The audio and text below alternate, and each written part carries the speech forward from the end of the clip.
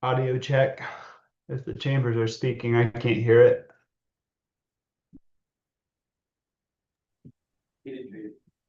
All right, AJ, now can you hear us?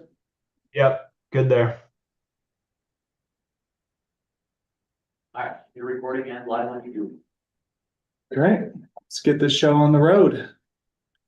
It's 9 a.m. today on October 31st. This is a spooky meeting of the 2025 Budget Advisory Board. Those present members of the board are myself, Wojtek, Winfield, Martinez, the Dean, Hackwell, Throgmorton on Zoom. We don't have Kaufman yet, but we probably expect him to jump online at some point. We'll jump right in here to our agenda. Oh, there's Treasurer Kaufman just entered the Zoom. So, yeah. Everyone except Chantel Lindsay here as members of the board. So we just have an action item, which is approval of meeting minutes from October 24th, 2025, last week's meeting. I'll make that motion to approve. We have a motion by Winfield to approve the draft minutes. Do I have a second? Second by Hackwell. All those voting in favor, raise your hand or say aye. Aye. Bye. And that vote passes unanimously. Thank you.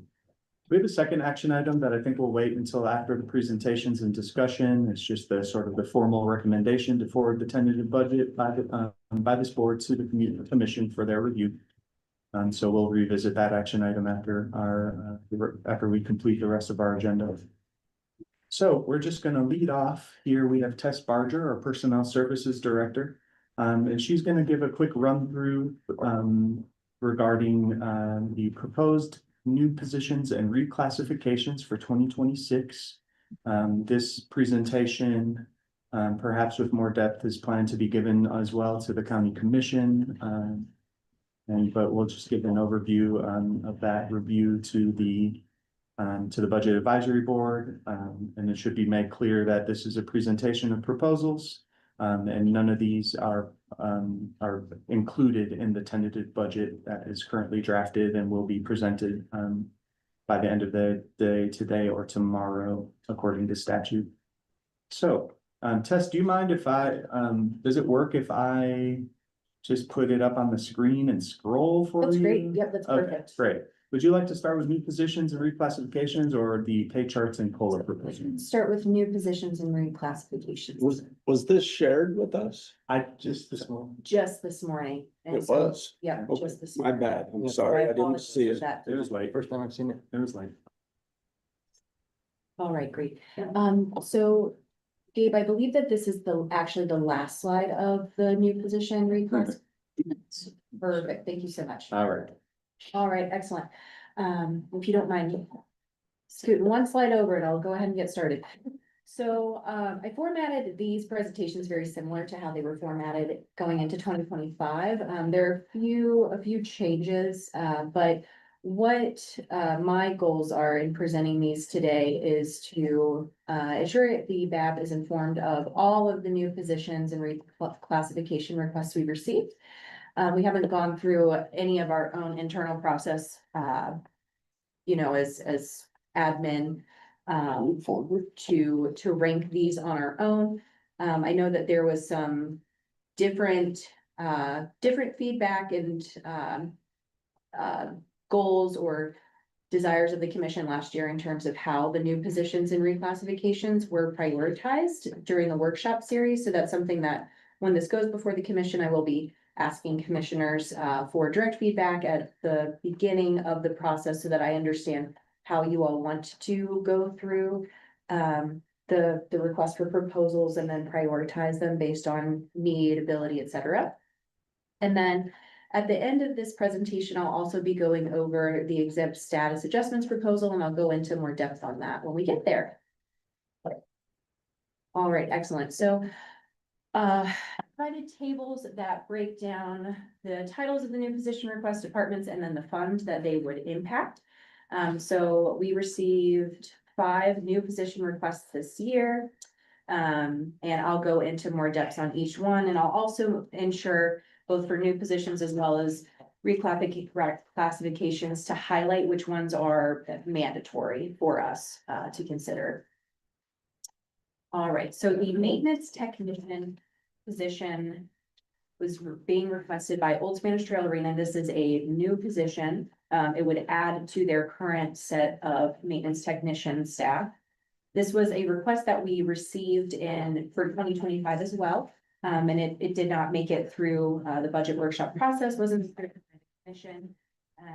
For the justification of the position, the OSTA director, Angie Book, indicated that for this request, the justifications are that they continue to increase the number of events, et cetera, that OSTA does.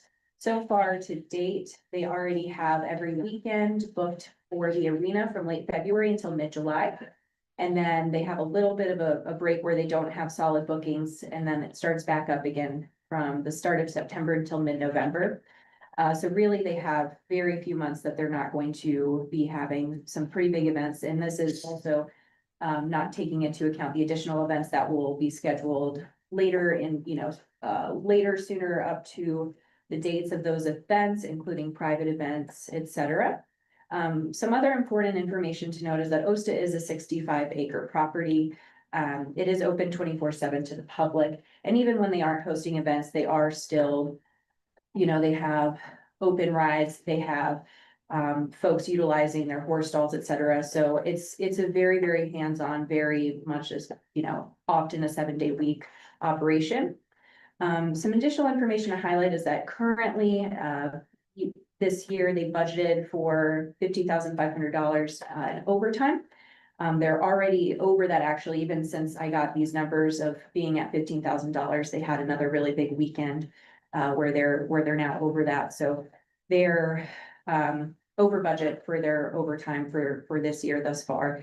And some of that also has to do with the fact that there has not been the approval to backfill the current vacant maintenance technician position. So just a caveat for that. So again, this was a request that was made in 2025 and is being made again in 2026 because the need has still been identified as being there. Do we have any? Do you mind if I just add? I mean, I, when Angie was here presenting her budget, I recommended that she, put in for this. I do think the current commission has been very adamant about utilizing that facility to its fullest capacity, which is great. But we can't expect skeletal staff to take care of it. And she did ask last year and we didn't give her assistance and I know how overburdened they are there. I go there a lot. And so this is one, I understand that we are in dire need to do something about our budget, but we're gonna lose existing staff out there if we keep just working up to the bone. So. Yeah, thanks, Commissioner Hedin. And a few other things to note on that is that ultimately, at least from my observations, where OSTA is right now is that I believe that they'll find themselves in a place where they ultimately will just have to start saying no. Right. To events, to requests to use the facility because they won't have the staff capacity to be on site to monitor it or work. But just to note from that, when Angie was inside of here, she did mention that 2026 is steady or flat to 2025. So we're not seeing an increase in events right now. Right. Spent 50,000 in overtime. And But we're also missing. she's lost a staff member that finally he tapped out. All right. An additional note on the maintenance technician position from a risk management standpoint, OSTA is in that, essentially one of those departments where, they are operating around equipment, animals, et cetera. And so anytime there's a higher likelihood of overworking, burnout, et cetera, from that risk management standpoint, there's of course the employee, emotional wellness of ensuring that we're maintaining staff, because ultimately when we lose staff, it's it's very expensive to rehire, retrain, et cetera. But also from that risk management perspective, we have, over exhausted staff, there's, greater likelihood that we're going to potentially have accidents, incidents, et cetera. So that is something that I also, from that risk management perspective, keep in mind, particularly with departments such as, in offices such as sheriff, posta, sand flats, et cetera. Yeah, I totally agree. I'm just, looking at, it's two positions, right? We'd have to basically, we're still looking at the backfill position. Which if I was just to kind of guess, I would say that that's where the overtime is coming from, is that one backfill position that wasn't filled this year. Yes, Right. in part, yes, in part, definitely. And then I'd be curious to the estimation of how much of that overtime budget would be done away with. Mhm. That'd play a big part into a decision there. Yes, yeah, very much so. And I can, continue, pushing it out with Angie as well. All right, excellent. Thank you all. So this next position I'll highlight in that category of, mandatory for us to really seriously consider. So up until this point, we've had a memorandum of understanding arranged with Moab City Police Department for their victim advocate program to provide services to victims for Grand County Sheriff's Office, Attorney's Office, and the CJC. This MOU will not be getting renewed. And with that, we are going to be now faced with the gap of not having any victim advocates to provide victim services. It is mandated that by the state that we do provide victim services. And so this request is made by the Grand County Attorney's Office for a part-time victim advocate to start in 2026 at approximately 24 hours a week to ensure that we are filling that mandatory gap to provide victim services. And this victim advocate, while based in the Grand County Attorney's Office, would serve Sheriff's Office, CJC, as well as the Attorney's Office. And I've been a part of those conversations, and part of the reason behind this is the value that the city was trying to transfer onto the county for this service was a couple $100,000. So a part-time position at 37,000 against a couple $100,000 is a common sense move, I would say, so. And I think it's great for us to have, I mean, certainly, during some of my, past professional, roles, I did interact a lot with Moab City PD's victim advocate program. It's wonderful. And I also see a lot of value in us having our own victim advocate that works for Grand County, certainly. And to note, victims advocate used to be with the Grand County, it was under the sheriff's Yep. office. Absolutely. Thank It's you. transferred to Moab City, and that's when that MOU was. Thank you. Thank you for calling that out, Jen. All right, great. Do we have any additional questions or things that I can follow up on with that? All right, excellent. So this request has come before the MTAB from at least once from my understanding. And so it was submitted by Beacon Metzner, the Film Commission Director for Moab Office of Tourism. This request is for a part-time film commission assistant at 25 hours a week. The justification is that currently we have only one staff person that is devoted to working on film commission activities for the Moab to Monument Valley Film Commission. And then an assistant position would support the increased capacity of the film commission program and also facilitate the opportunity for institutional knowledge to be held by more than just one staff, which is certainly in terms of just baseline organizational resilience, succession planning, et cetera, ensuring that more than one staff person does have at least some level of, cross-training, institutional knowledge, is of course really important.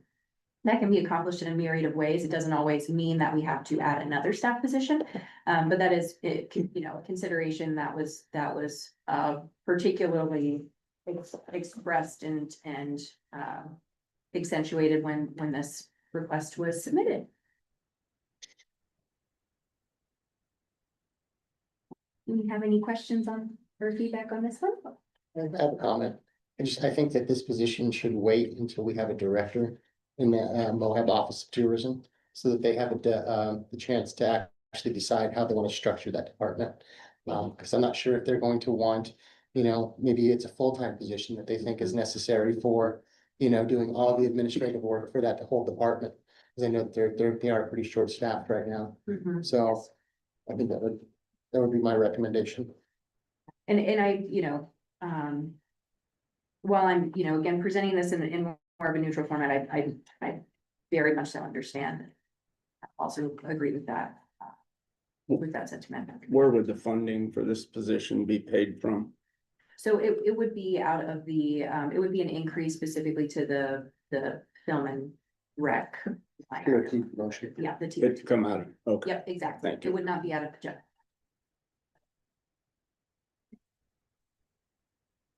So these next two requests are from the Noxious Weeds Department.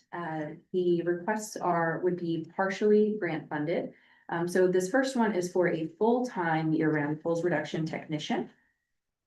The salary is covered by the grant, from what we've been able to find thus far. And again, this is still being, looked into, but benefits would need to be covered by the county. So the justification for this is that full-time fuels reduction technician would improve stability and institutional knowledge of the fuels reduction crew. Currently, we have one employee that is delegated to do fuels reduction. In the weeds department, and that position is paid for by a grant. That position was put in place last year. And by last year, I mean, it was first hired for in 2025. So this full-time technician would assist the fuels reduction coordinator during the peak seasons as well as shoulder seasons. So peak seasons is when they would have a full seasonal fuels reduction crew, which I'll get to in the next slide. And then shoulder seasons are when it would be pared down, don't have those seasonal staff. It would just be our full-time crew members.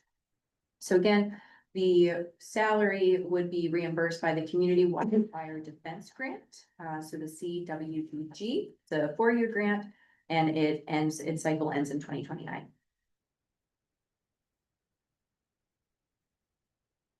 Well, do we have any questions on this? No, I just think, make a comment, I think if it's anything that's grant funded that's paying for his salary should be considered. Because you're getting a full-time position that's basically funded by the grant for at least 3 or 4 years. So we have talked to all the staff and all the members of the county to focus on grants and we have one that's kind of foolish not to take it. So that's just my comment. I just have a question. Are there seasonal staff already that we could move over there? Is there a lateral movement on this right here or a reclassification that could happen that we could take advantage of this grant? Yeah, that's a good question. So in the noxious weeds department, there's an invasive species portion of what their programming is and the fuels reduction portion of what their programming is. Currently, we only have a fuels reduction coordinator that's filling this part of their programming. And that is a grant funded position. So that lateral move wouldn't accomplish anything in terms of us doing a lateral move from invasive species over to fuels reduction. Again, because those are two different priorities in programming that the weeds department does. Moving somebody over to fuels reduction and then not backfilling invasive species also wouldn't necessarily accomplish all the higher level goals, et cetera, of the weeds department. It's a really good question, certainly, and it's one that I can pose to Izzy, as the department head, and get more feedback from her. But just from an off the cuff understanding of their department chart, I'm not sure if that's a possibility. Yeah, I'm not sure. I know that, as we were looking to make those 5% cuts, the first thing that came up was employees, that it was hard to go in and look at having to cut employees. I'm wondering if this grant position right here could basically fund somebody that she might have had to let go or, to reduce hours somewhere. Just didn't know if there was, movement within the department that this could help out. Yeah, I'm certainly, I'll plan to follow up with her and get some more feedback on that. Great. So So continuing within the same department, within the same grant, so there is a request for up to 4 seasonal fuels reduction technicians. And so again, the salaries of these positions would be covered by the CWDG grant until 2029. The county would cover the benefits. So of course, part-time seasonal positions do not have full-time benefits, but in part-time benefits, what we're including is we pay workers' compensation, we pay payroll taxes, right? So there's still an additional cost just on top of salary for any seasonal part-time positions.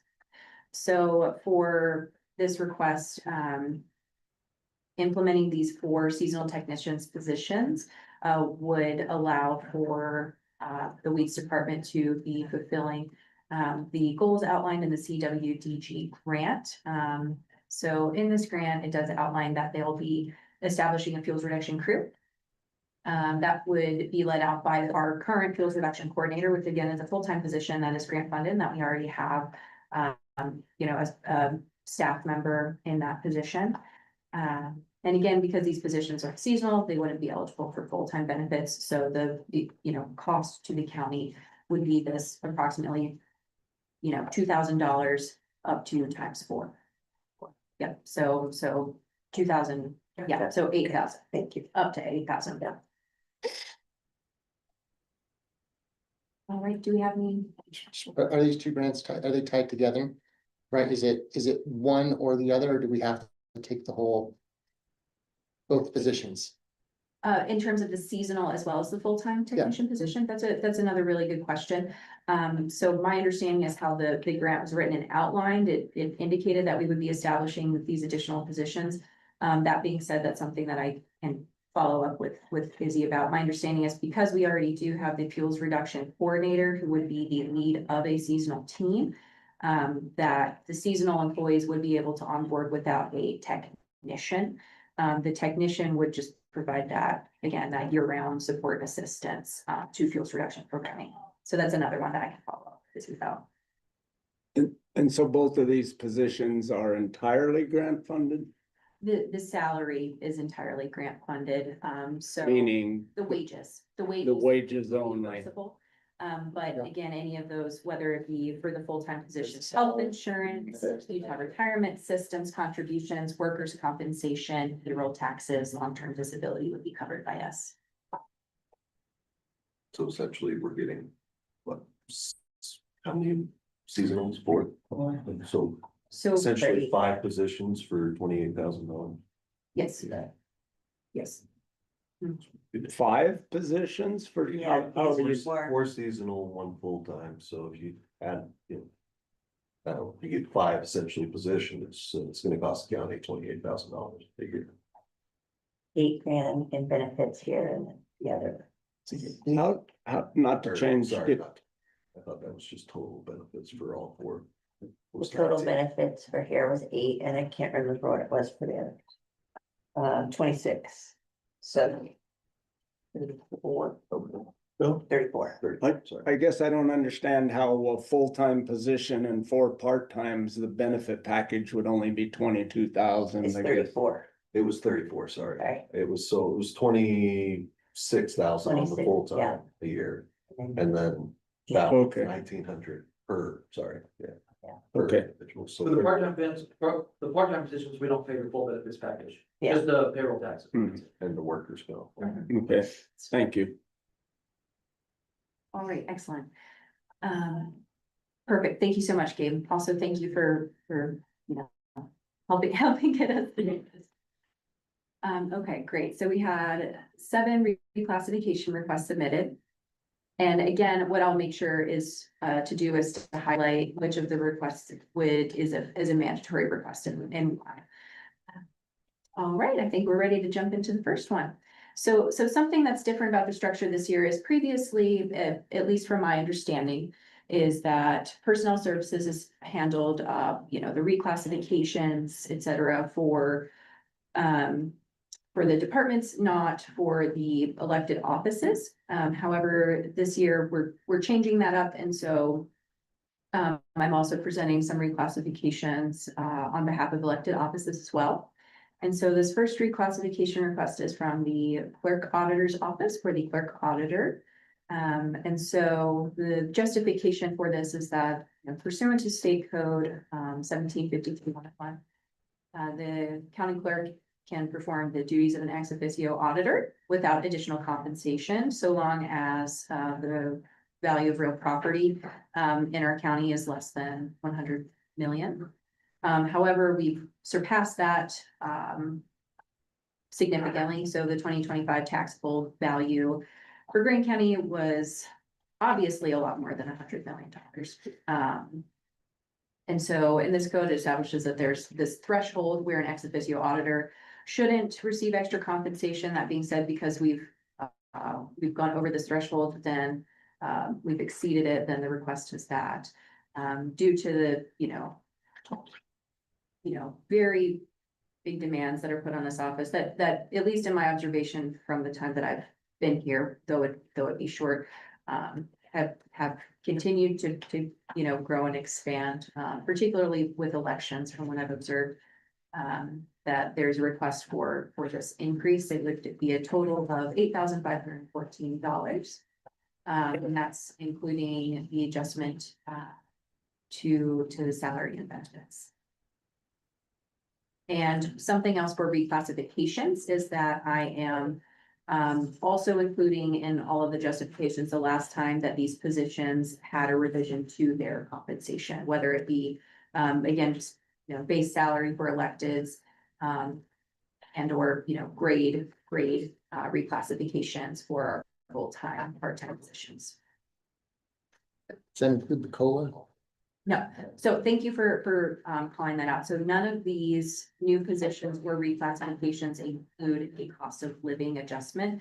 I've separated those out because again, I don't want to make assumptions about one or the other. So they're completely separate, which is why I'm presenting them entirely separately this year as well. So the last revision was just a straight basically increase or grade increase, and then it's not, so if we look at 2025, it's not a COLA at the Yeah, last. Perfect. we increased Exactly. all the electeds. Yeah, last exactly, year. exactly. So, and that's another, thank you for calling that out, Commissioner Martinez. So something that I think is very important, and I'll expand on this in the cost of living adjustment portion of the presentation, is that, cost of living adjustment is just that, it's an adjustment so that the power of our dollar remains, the strength of the dollar remains the same for staff. And so I try really hard to keep the language of adjustment versus increase separate, just to ensure that when we're talking about, again, those raises or compensation increases, I make sure that I don't confuse people. So thank you for making sure that got clarified. Perfect. And then you don't happen to have the amount of those previous revisions, do you? Not in front of me, but I'm happy to get the previous elected pay charts available for how many years? Well, just last year, I think that adjustment that we made, because we made it just, I think, if my memory serves me, to the treasurer, to the clerk, right? Didn't we just do the main electeds, not the commissioners? Yeah. I think, yeah, so we do have that, Brian, I Okay. think in last year's. Okay, perfect. Yeah, I just didn't know if it was like specific to each department or something like that, or if this was a general. No, we did like a reevaluation Mhm. of those elected positions, my memory serves me. And what I'll also say is I'll get to this slide, but also Chris Kaufman was infinitely helpful and has done a lot of research and compiled a lot of data in terms of what the average salaries for these different positions are between fifth to first class counties. So I'm also I'm sure Chris would be just fine with me sending it out, but I'll make sure to talk with him about that. But I'm happy to send that data out as well. And I'll just say, in addition to the adjustments that were made last year, I made a similar type request last year. That wasn't granted. I'll continue to make this request every year. It's not about, I definitely don't want to get into comparing myself to others across the county, but I would be doing myself a disservice by not advocating for myself for a modest increase, given the value that I provide to the county. I agree, Gabe. I was looking at more of the, for all of the departments, not just you. I was I thought that we were talking about the process here. Yep, That's now I was looking at one. It's definitely a good question and something that's a consideration as well that we've discussed for electeds is that for, and there, you know, there's certainly, I would imagine you all may emphasize with the statement that there are some pros and cons to being an elected position, right? There's maybe a certain, a different, you know, perhaps, you know, sometimes levels of flexibility and agency and things like that. And also for our staff, our hired staff, we do have the opportunity to opt into the pay for performance program where we can get merit increases. That's not something that is available to electeds. And so from my understanding up to this point, if electeds don't essentially self-advocate, then their salary is, you know, essentially not, it's gonna remain stagnant unless COLAs are, of course, added. But again, we've talked about, you know, that difference between salary increase versus. That's why it became a problem. That's why you guys suggested it last year. The sheriff's was a problem. Yeah, the That's sheriff. why it fixed it, so. Yeah. I agree. Yeah, thanks. I was Yeah. involved in those conversations. Yeah, I yeah. was, that, it became a problem to where the electeds. Yeah. That oversee their offices were making a lot less than their Yeah. staff. Yeah, that's, and I do think Chris did all that, if my memory serves me, Chris did all that. Compiled all that data and that's where we came up with those. Yes, Yeah. exactly. So,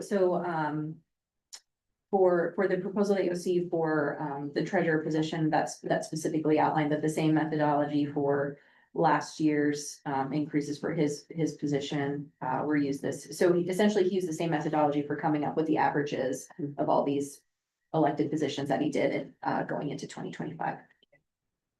I'll wait until the end, but I've got a couple of requests that I'm gonna ask for as far as some, documentation like on this position, but across the board, I'd be curious, all elected officials, and I'll lay it all out at the end of the meeting, but you know, the salary and benefit package so that we can see that there. And I agree that, you know, Gabe needs to be advocating for himself here. There isn't any other way it's gonna change, so. I'll advocate for it. He does a lot, has to deal with me, so. Yes, you're notoriously difficult to deal with, Shan. All right, thank you all very much. So this next position reclassification is, again, I mentioned I was going to highlight which is mandatory. So this is our mandatory reclassification. We currently have, for the FAA, the requirement that we implement an operations manager into the department, structure, by December 31st of 2025. So because of the budget constraints of this year, as opposed to requesting a new position, the operations manager was requested as a new position for 2025 and wasn't approved. So instead of requesting it as a new position, it is being requested as reclassification of one of the lead positions. There are two lead operations specialist positions currently. They each split a shift so that there's one lead on site at the airport at all times. So again, it would be a reclassifying of one of those lead positions. The fiscal difference with this reclassification from a grade 11 to a 14 is estimated at approximately $13,000. So again, this is one that we're still going through the same steps of, you know, formally proposing it as a reclassification, but it is one that is a non-negotiable, if you will.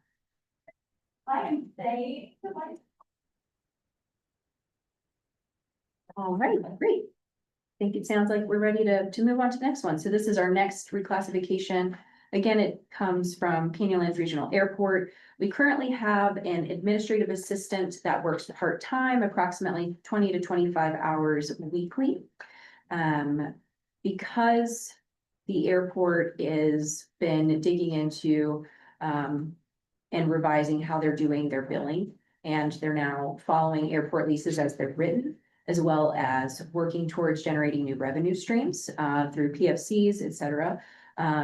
There is a exponentially, very quickly increasing amount of administrative work that can't be accomplished by the current team structure with just a part-time airport administrative assistant.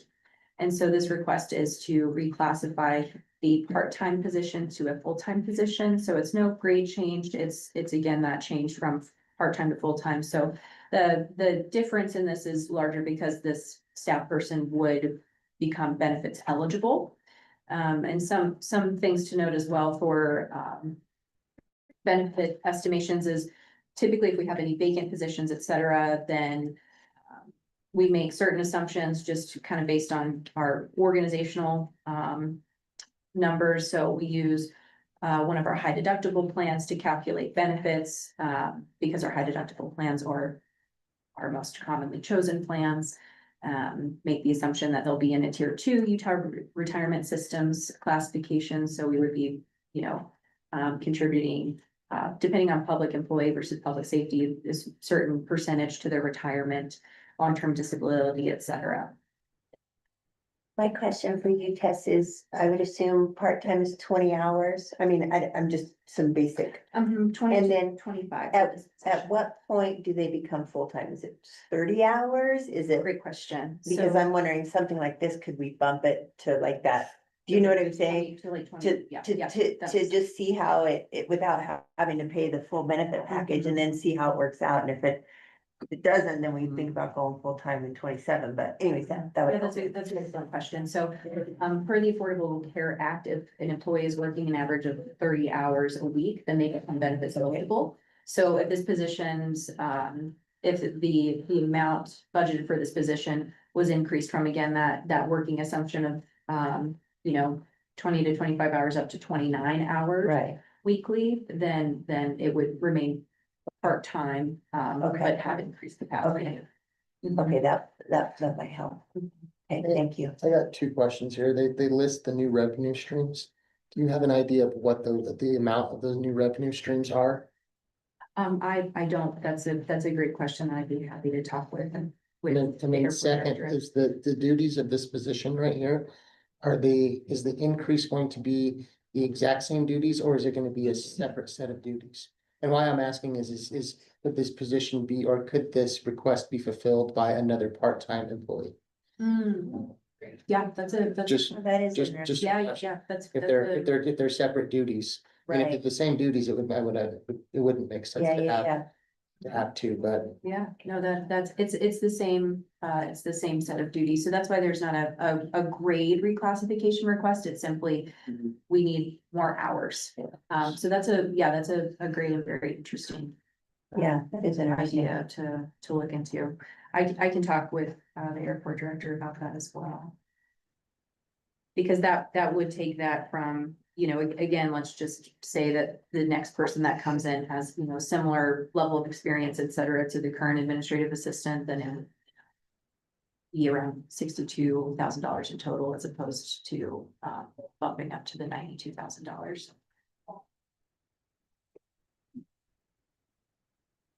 All right, great. All right, excellent.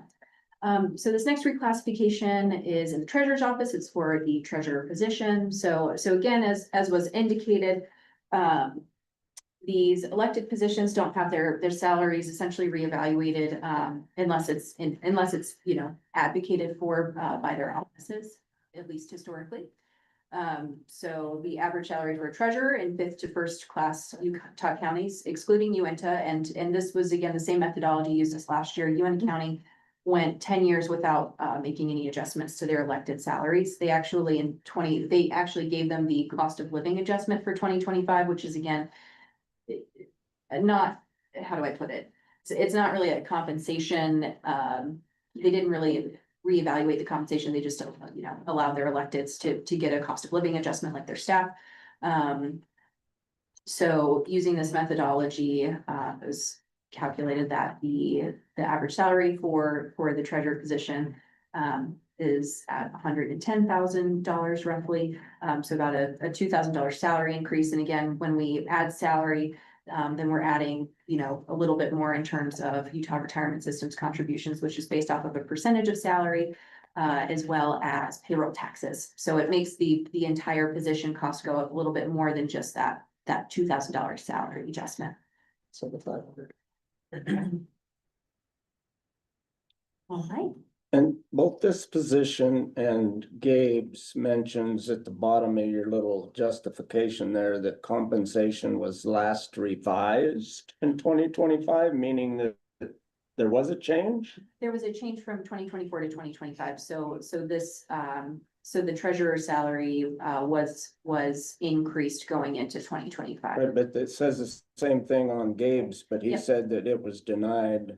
Well, I had made a request that was, Beyond that. you know, beyond what this sort of baseline adjustment was. Due to the combined office role. We Okay, adjusted all the treasurer, assessor, clerk, sheriff, I think we adjusted all of them. We didn't, Yeah. Recorder, yeah, we didn't do- Basically, all elected officials. well, we didn't do commissioners, right? Can I make a comment? Go ahead, Chris. Thank you. So last year, the elected official salaries that were adjusted were the surveyor, assessor, recorder, treasurer, and clerk auditor.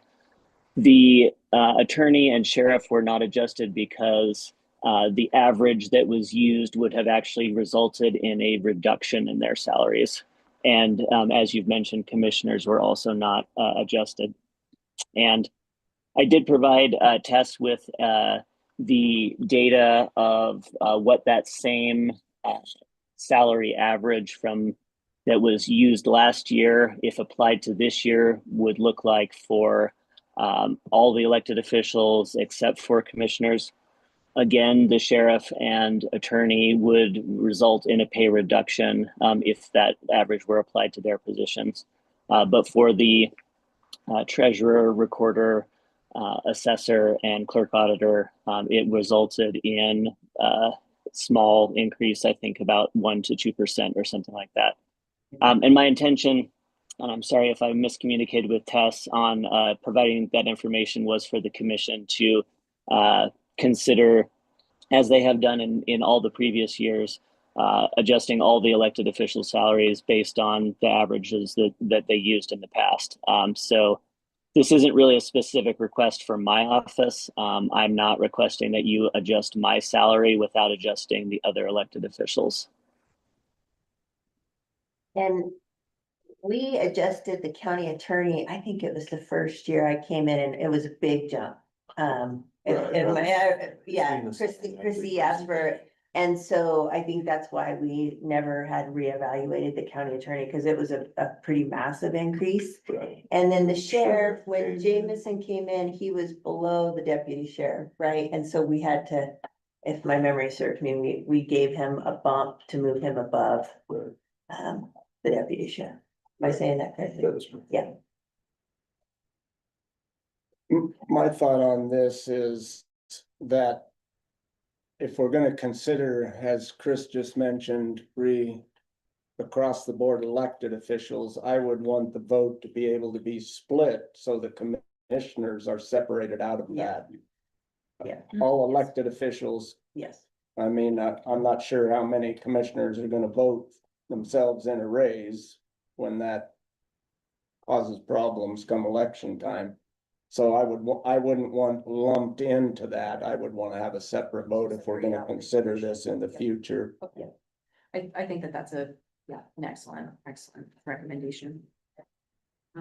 Okay, perfect. So, and Chris, thank you also for clarifying. I apologize for any miscommunication between us. I'll ensure that the numbers that you put together are disseminated out. Yeah, I think it's great. That's what we're doing this run through in this meeting here. We can refine it for the commission.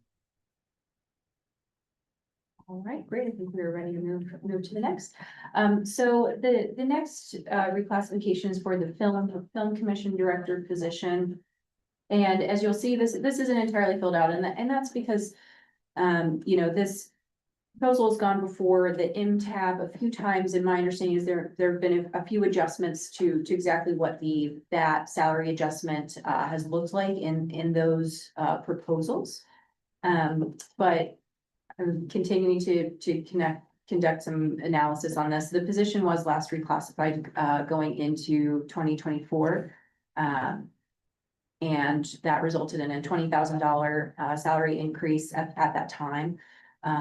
So again, I'm going to be continuing to dive more into this and talking with the staff person in this position.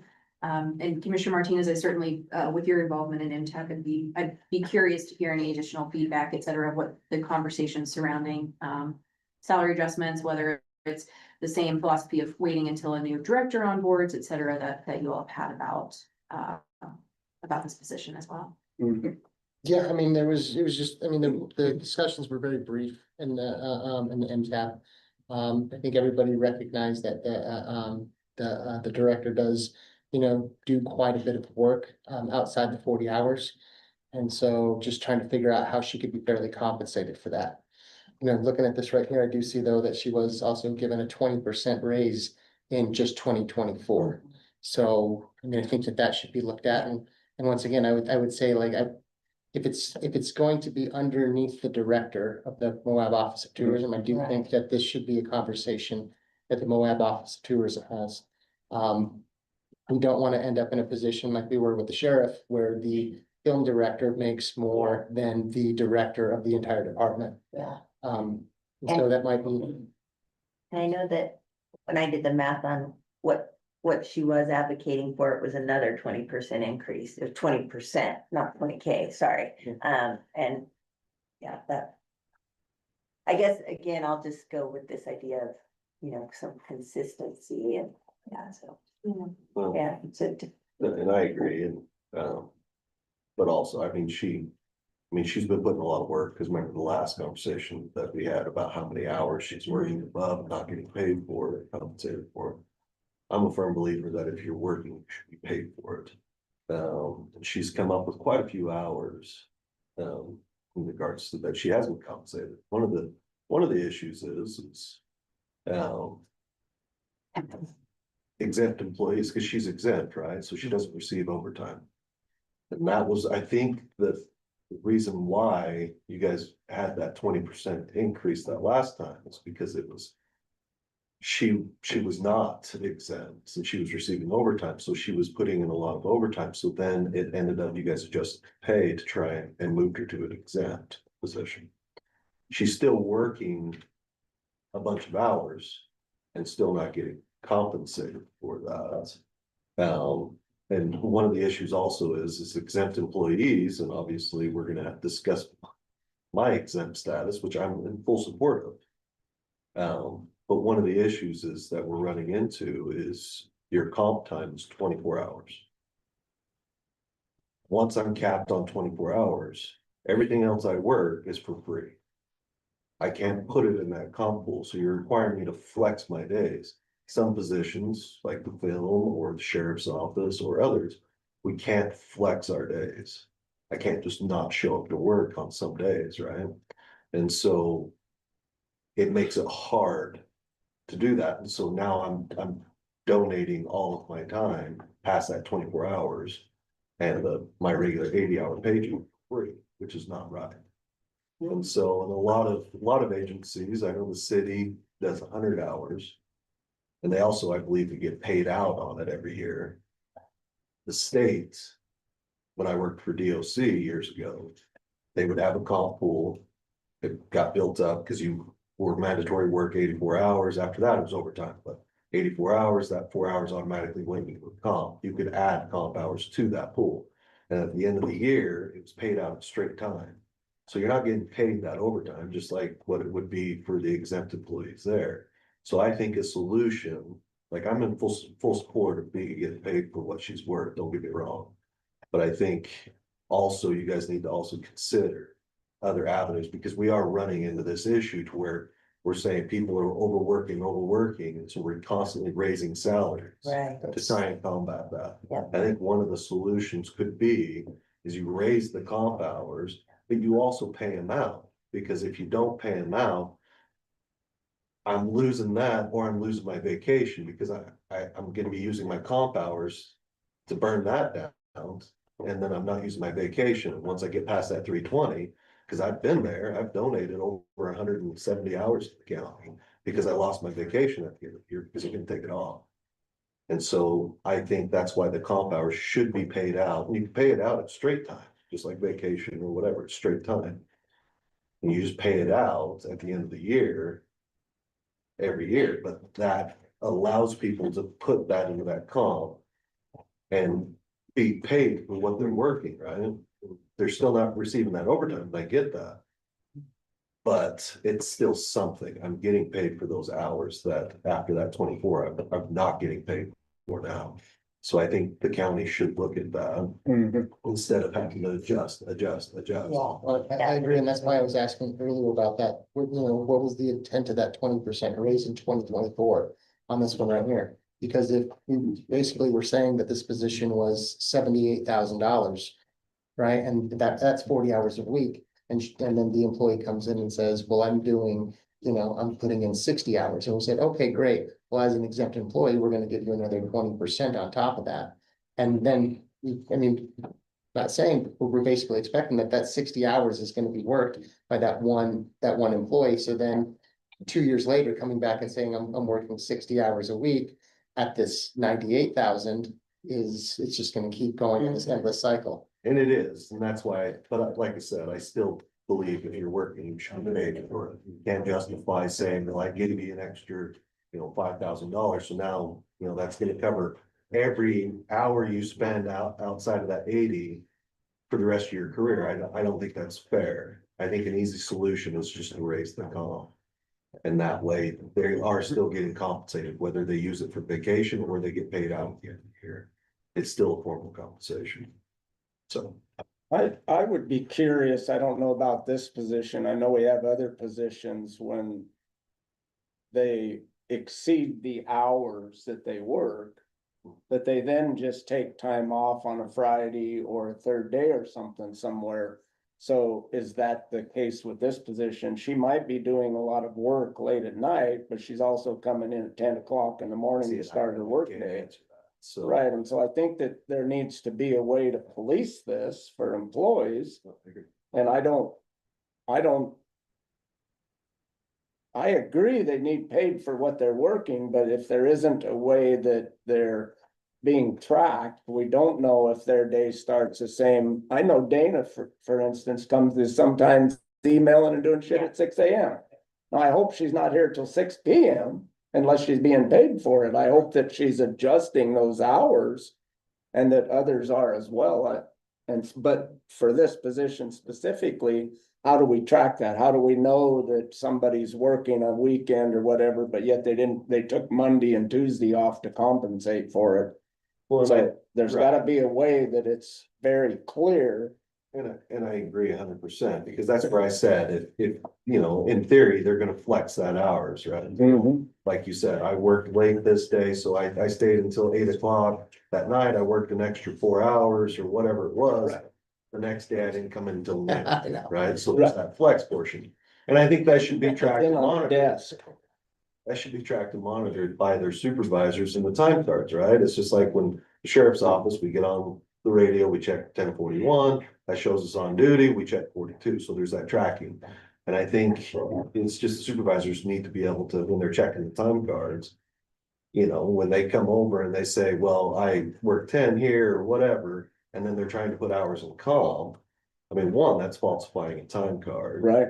Right, and so it should be just tracked by whoever the supervisor is, it's monitoring their time cards. And so. Sure. And that gets back to the point of that director right there for this position should also be saying that if they're saying that this person is working 60 hours a week, they should lighten the load. And I agree, I mean, but some it's- business, yeah. but that's what I was trying to make a point of, some positions, like or I can speak for me, right? Cause I work, I know what I do, right? There's not so many people that can just fill my position. So if I'm called in and I have to show up and do X, Y, Z, yeah, the sheriff can, I mean, by law, right? But he's more than likely going to call me. Sure, yeah. And I'm still working, right? And so I just think, like I said, I think the point of it is flex where you can, but sometimes you can't flex. Right. And you should be able to put those hours in comp, and 24 is not enough, is what I'm trying to say. Yeah, I agree with that. So, And and I, otherwise you're doing it for free, you're giving it away. and that's But I the do think there's only a different point. chance between an essential service though and a film commission. Right, I think the projects and the, that could be, as a supervisor, if I noticed that somebody was working 60 hours, I think I could go and go, hey, I think we're gonna have to pull some of that administrative work from him. And maybe that is where we look at that administrative assistant. And I agree, I mean, I'm not, but I mean, essential versus this, like, I mean, it's what you guys deem as essential in regards to that, like. You could look at this position and say that it is essential, it brings Oh, yeah. revenue to the county, right? And what does she do versus what the new director is gonna know, and it's gonna take time, and yeah, I agree that the supervisor should step in and say, hey. You know, take some time off, we'll get this covered, let me know, give me a list of the things you need me to accomplish. I agree 100%. But there are times where that cannot happen, that's all I'm saying. So that's. And I'll zoom us back out as well, just to, so that we, talk about this at, again, the exempt level position, so. I do agree with increasing the flex time for sure. Again, it's currently at 24 hours, for non-exempt employees, they get time and a half, so if they work, 12 hours extra. They're immediately gonna hit their maximum comp time, and then they start getting paid out at time and a half, but for those of us in exempt status. You get a 1 for 1 hour, and then after 24 hours, then you are, you're not getting anything else. I think it's important to use consistency and justifications, and when we do position, compensation adjustments, there are many exempt staff here that work more than 40 hours and are just, it's, just going for free, right? So if the justification for increasing one position's base salary is based on that, then it would need to be, uniform. Yes. I think some other solutions are certainly though looking at increasing the flex time bank for exempt staff. And also looking at, what can we do, particularly in some departments, for instance, Old Spanish Trail Arena, I can tell you right now that their directors work for free quite often, in part due to the fact that, they can work for free, quote unquote. And their staff are gonna work for overtime, so they are subbing in and doing it to basically save their budget, right? So that they don't have to make other cuts that would impact either their operations or their staff, so. Again, it's a combination of, I think, in those areas like this, specifically in departments where shift work is happening, where it's one of those, somebody's got to be there for the 12 hours. It's a non-negotiable. It can't just be, oh, we're just going to have to work really hard to catch up next week. Like in my office, right? We have the ability to do that most of the time. If we're short staffed one day, we can just say, okay, tomorrow we're gonna have to hustle when we have everybody here. But that's not the case in all departments. So specifically for those that have that shift work component. If they don't have enough staff, then they are gonna be in the positions of overtime or somebody kind of taking it for the team. But generally speaking, I also fully agree that if it's consistently an issue that somebody's working over 40 hours a week, certainly even if somebody's being compensated every hour, I've worked in areas where people are, they're working over 40 hours a week, and it's still not typically super sustainable on a long-term basis, depending on how exorbitant it is. So we will be putting together a request for a resolution to increase our comp time / flex time banks, and haven't had a discussion currently about paying out for exempt. We do pay out for non-exempt. If they leave and they have 12 hours in their comp bank, then they get paid out, but for exempt, we don't currently pay out for flex. So these are all things that we can look at. Just my opinion, ridiculous, because I own those hours I'm working on, so. Well, and that's ultimately also some of the discussion and difficulty about exempt, right? Because what I'll say as well is that up to this point, the county is very much so, even for exempt staff, we're still essentially operate as though we're hourly staff, where if we have to leave 2 hours early at the end of the day, we use 2 hours of sick time. Whereas in reality, those are some adjustments that, again, the way that we've been practicing in terms of how we treat exempt staff, there should be more flexibility to it, where I don't need to use, if I'm not gone for more than 4 hours of sick, I shouldn't have to use that 2 hours of sick time, right? So as soon as we actually start operating more in alignment with what an exempt status should be, where you do get some benefits of flexibility when we're doing it right, then I think that also some of the high hours, et cetera, would also, If that was the case, like I'm not opposed to that, the way you guys have the current, like you said, the current exempt, except for electeds. The current exempt, I have to turn in that 80-hour paycheck, so I turn from 8 to 4, right? Or whatever my schedule is. I still have to work a full 80 hours and I still have to use my vacation and my sick. Where electeds, they don't receive that because, like, for instance, the sheriff's only required and you guys are only required to be here for whatever that duration is, and then you guys don't have to show up. All right, this has been a really fruitful discussion. I would propose that we kind of move on to the next Yeah. topic. Do you mind if I ask one question? great. real quick? Okay. Just so I can have a better understanding. So this 80-hour required right here, so you wouldn't be allowed, let's say, if you worked, 50 hours one week, right? The next week, you would not be allowed to work 30 hours. So, for that flex time.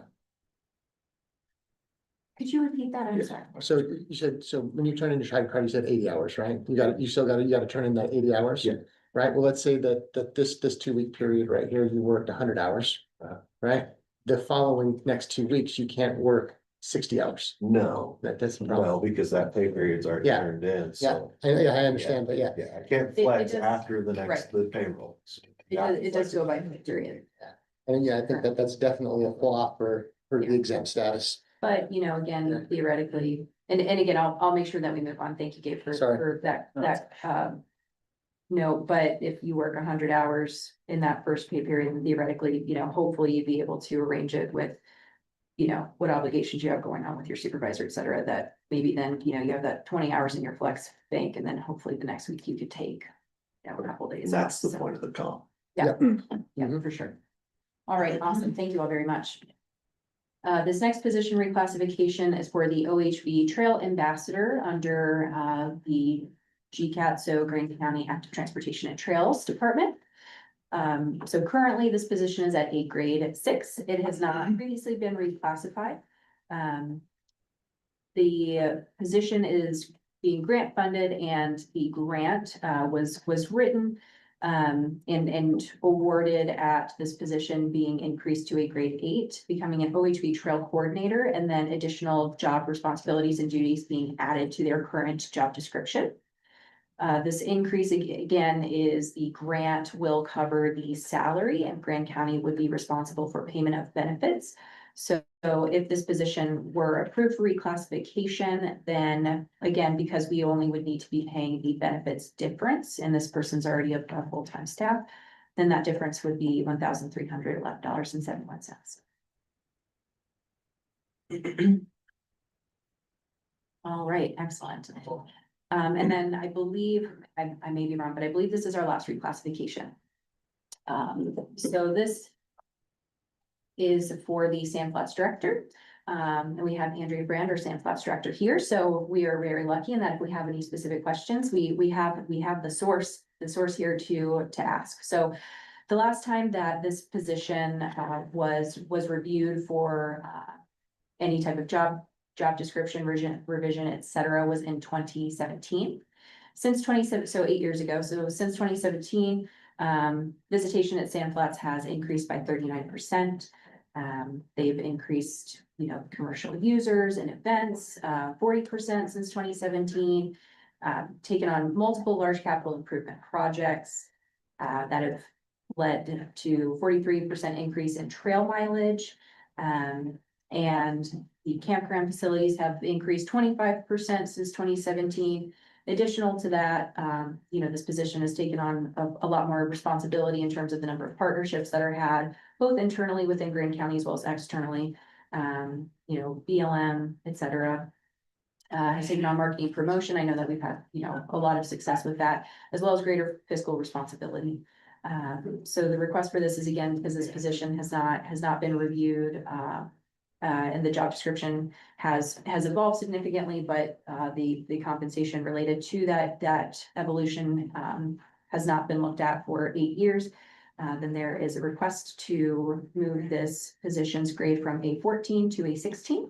That would result in a $14,000 difference, and this would be out of the Sand Flats fund. It would not be general fund. I've got questions. So 17 to present, that's 8 years, you're saying, that this hasn't been revisited? Correct. Are there any other department directors under that same situation? I mean, Yeah, it happens most often when we've had really great tenure. And so for instance, certainly I've seen some of the other, department head or supervisor level positions, particularly those that have had really great retention, are more likely to have those outdated job descriptions. What I will say is that now part of the yearly annual staff evaluation process is that you and your supervisor review your job description together. And so that's been implemented to ensure that we don't continue having issues like this where all of a sudden somebody's position hasn't been evaluated for. And I'm not speaking in any way negative about it. I'm almost embarrassed that nothing's happened for 8 years now. And how many other employees do we have that are in that same boat? So one of the requests would be moving forward, if we're gonna look at an 8-year lapse here, we should probably look across the board at our department directors and see who else has been struggling through that same. See, like in 5 years, or anything that's, hasn't been addressed in 5 years should be readdressed. Yeah, and so I think the last big one was, it was 2017, beginning of 2018. So I think Chris Barrett was the clerk auditor, becoming the clerk auditor at that point, it was Diane was still there. But that's when the last big adjustment was across the board. Now, I'm not speaking for law enforcement. I know law enforcement's been going crazy for a while, so I know law enforcement's probably pretty up to date, but the rest of the county directors and stuff, I 100% agree, need to be relooked at. I'd like to make a comment. Yes, Chris. I'm fairly certain there was a countywide salary survey done in 2021. Oh, okay. But, well, anyway, I know for my position, there was no change in wages, in salary benefits at that time. There was for some of my employees below me. My assistant directors, they did get a bump, and so did my seasonals, but my position was not evaluated. Andrea, has your stewardship committee reviewed and sort of recommended this action, or? I am meeting with them in November, Okay. so it will be reviewed at that time. Okay. My other question would be, is it does seem like your position has expanded tremendously here. Back to the comment for the earlier position, do you feel like your hours have expanded and as well? I mean, that Sometimes, and sometimes I'm in the same boat where but not too often, where the comp time, I'm grateful that we have that comp time, because years ago, we didn't even have that 24-hour comp time. So usually I'm able to make it work. Occasionally, when there's some big projects, I've eaten a little bit of it, but it usually works okay. Like I said, I'm grateful we've at least got 24 hours, because for years we didn't have anything. So. I got one question. Has the size of your staff increased since 2017? Same size staff? Hasn't, but I know that would be a question, but I think we've become more efficient. We've had to become more efficient. So for example, our point of sale system at the entrance station, we used to have 2 people in there a lot before COVID. Now we're able to do it with 1 person most of the time. And our point of sale collection in the field has become a lot more efficient. So we haven't had to increase the staff for that. Perfect, thanks. Right, great. All right. All right, excellent. So, an additional proposal that we're putting forward for 2026 is currently we don't have uniformity or consistency across the board with the county's organizational pay plan. And so what I mean by that is that right now we have approximately half of our chief deputy, assistant director, supervisor positions exempt and half aren't. I don't know how or why that happened. But we are trying to ensure that we have uniformity across the organization. If there's a comparable position in one office versus another, they should both be classified the same way. All of these exempt reclassifications, we are going to be reviewing further with the Greene County Attorney, but from everything that we've researched, we've ensured that these positions fall into one of the 3 different categories of exempt. So there's executive, administrative, and professional. And there are details under each, but there are essentially different reasons why somebody is exempt. It's not just because they're a supervisor always. But certainly that is the case a lot of the time.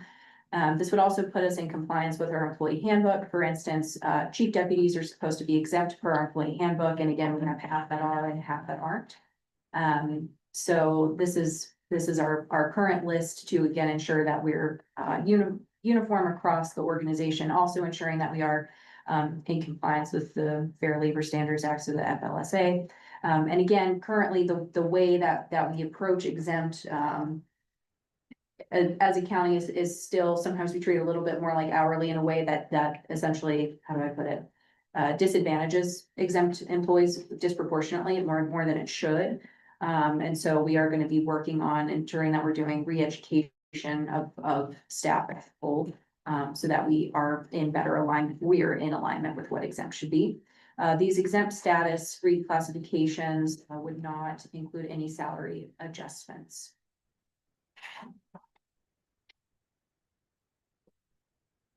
Okay. Thank you all for hanging in there with me. Thank you. And now we're gonna do it all over again, but with different information. So this is our pay plans and COLA proposal for 2026. So for overview, we're gonna be going over the employee handbook compensation policy, the COLA proposal and where it comes from, and then we also are going to be looking at the drafted 2026 grade and step charts for staff, and then the pay charts for electeds. All right. So our compensation policy in the handbook, the big ticket items to point out is that we use a grade and step chart plan. So a grade, the way that I say it is a grade follows a position, a step follows a particular employee. So for our grades, they're assigned two positions based on a myriad of factors, including, supervision, responsibility, education, and skill that one needs to be able to hold that position. Steps go by number of years of relevant experience to that position. For our public employees, we have a 1 for 2, so you get 1 step for every 2 years of relevant experience you have. And then for public safety, it's a 1 for 1, so every year of relevant experience, you get 1 step. Currently, we have 15 steps on our grade and step chart, and we have 30 grades. So our handbook indicates that Grand County seeks to maintain high quality public workforce. And by that, we consider comparative pay and benefits. I'll get into that a little bit more to ensure that we remain competitive and comparable with positions similar to those that we have here at the county. That the county commission makes all compensation decisions consistent with public trust, with feedback recommendation of the personnel services department, and that you all are able to offer altered pay rates and compensation methods at any time. So for the cost of living proposal, in our employee handbook, it indicates that at the discretion, you as commissioners and the commission as a whole are able to grant a general compensation increase that applies across the board at the county to reflect market trends and changes in cost of living. So this can simply just be a COLA. It also can be, say, something like completing a compensation data survey, which my understanding is that there has not been another comp data survey completed since that 2021 survey, and certainly Shannon and Andrea, if you have a different recollection or Commissioner Dean, anybody, I don't know if you. Sorry. Has there been another compensation data survey since 2021 from your recollection? Law enforcement probably, but I think that was probably in 21. I know it was, because it was right after COVID. It's because the state ended up raising big and so on, and like Chris said, I forgot that they did the entire county across, but I thought it was just mainly law enforcement that they did, so not to my recollection. Great. And that was my understanding as well, that it's been still up to this point about 4 years since our last compensation data survey. So in terms of, speaking to Commissioner Winfield's inquiry about when is the last time we've been evaluating department head salaries, responsibilities, et cetera. At least on the salary side of it, although we evaluate responsibilities annually through job description review of the supervisor. For the general compensation of our positions across the county, we have not done a comprehensive compensation data survey for 4 years. Which has put us out of date. Certainly, especially with our administrative department head positions, our wages are lower than average in many cases. But again, so going back to the COLA specifically, the Social Security Administration last Friday came out later because of the government shutdown, but on Friday of last week, they announced that the COLA for 2026 will be a 2.8% increase, or excuse me, adjustment. And so historically, we have gone off of the Social Security Administration recommendation. So that's the proposal for this year as well. And something else that I'll note is that I believe it's important to have consistency with certain items that are proposed each year. And so these items are, continually, they're proposed every year with the understanding that not every year is going to look the same. Some years we may be able to offer a higher COLA, some years we may only be able to offer a lower COLA. A good example is in 2018, they were only able to apply a COLA mid-year. So for the first half of the year, wages remained the same. And then when the county was able to, it implemented a COLA at the mid-year point. All right, great. And then, certainly I put this up again for that historical data, but in previous years, we have followed the Social Security Administration's recommendation for what the COLA is. With that one exception of 2018, the county applied at mid-year. All right, so grade and step charts for the 2026 without a cost of living adjustment, it's the exact same as our 2025 grade and step chart. Again, we currently have 30 grades and 15 steps. I'll at the end of this, here in a little bit, I'll talk a bit more about what considerations are when we have staff members, we call it top out, but hit that step 15. And then for this drafted pay chart, this is including the 2.8% cost of living adjustment. All right, so again, for future grade and step chart considerations, inquiries that we've received are, do we have enough grades and steps on the chart? And from what I've seen with other grade and step chart structures, ours is, I would say, comprehensive and comparable. We have more steps than, say, City of Moab. And in terms of topped out employees, we've also been researching this because we do have a number of employees that are at the maximum salary range for that position in that grade. What other counties have done have ranged from, they don't have any additional compensation aside from a cost of living after an employee hits the maximum pay range. And then some counties do a 1 to 3% bonus on the anniversary date of that employee. We haven't received feedback that any other counties have, essentially, and it kind of an indefinite step process where you can, continue to receive merit increases kind of, on an indefinite basis. About how many employees is this, are we talking about that are top out? That's a great question. There was 8 last year. And I don't know what it is believe that this there year. are at least Maybe a more. few more folks who are either this year or certainly going into next year. So I would say, entering into 2026, I would say about 15 employees will be at the top. I've got just that work directly under me. I've got 3, 4, 5 next year that just work directly with me, the better to cap, including me. So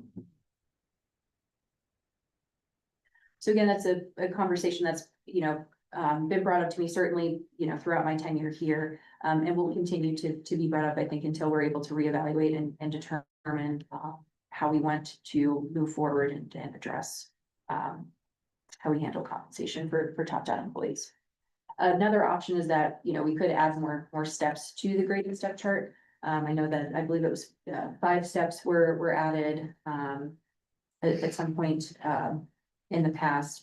Again, I think it really is digging more into what do other, you know, counties' graded step charts look like to again, you know, my feeling is that you know, we can add a number of additional steps, and also then in 5 years, are we going to essentially find ourselves in the exact same situation? Right, Question would be, is it, could we just add a percentage?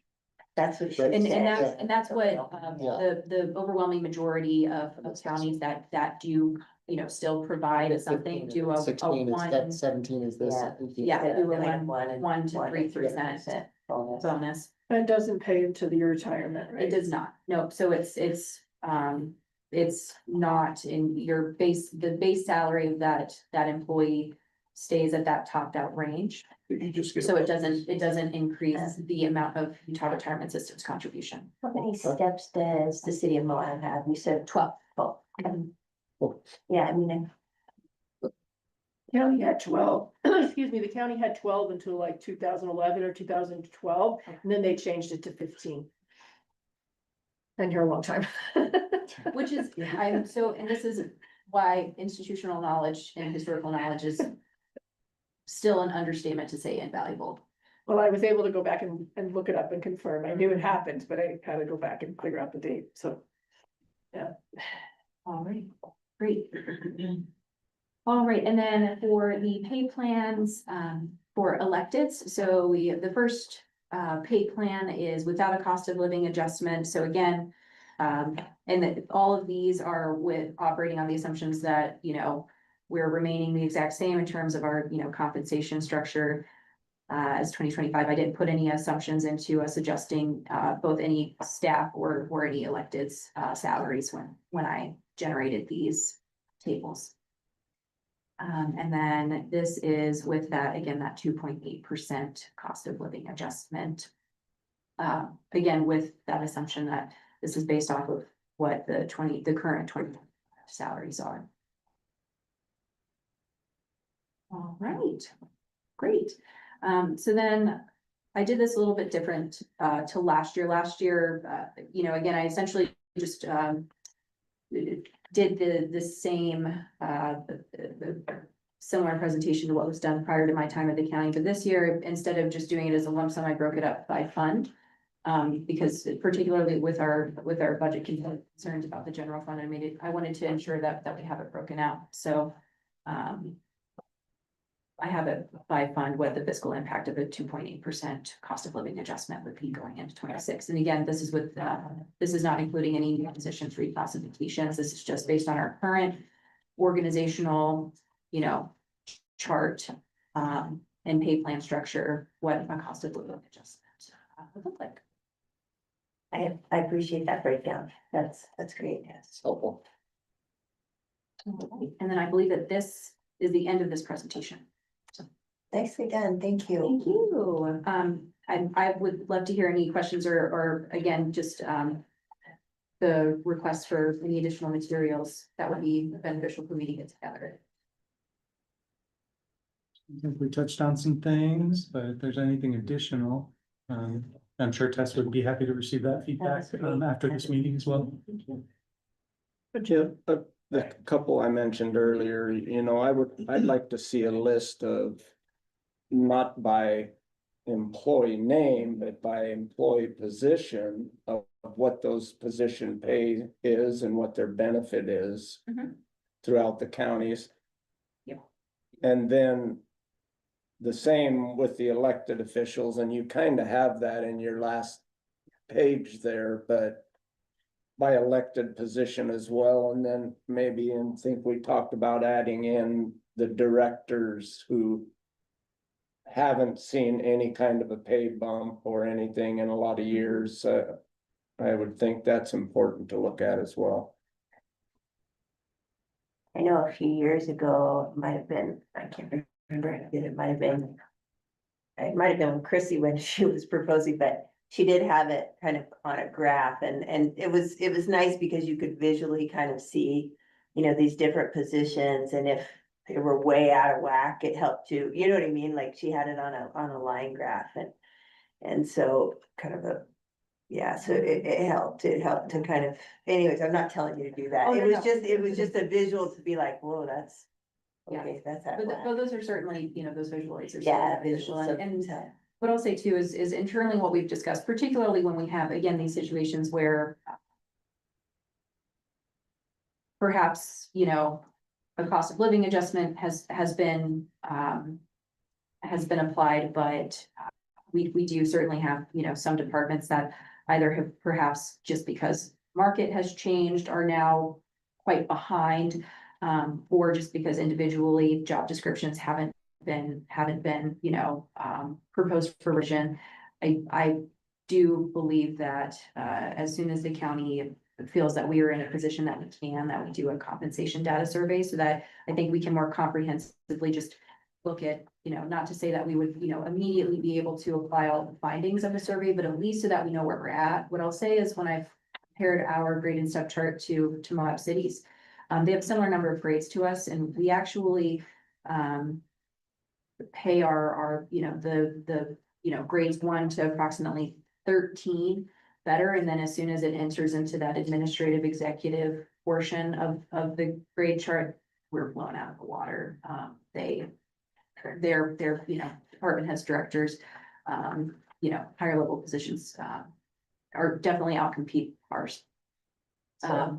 So it would be, I think it would be prudent for us is, again, as soon as we, feel that we're in a position to, even if we can't immediately implement the findings of that, to complete that, I think it would be more comprehensive. Sounds like it's Organization. every 5 years.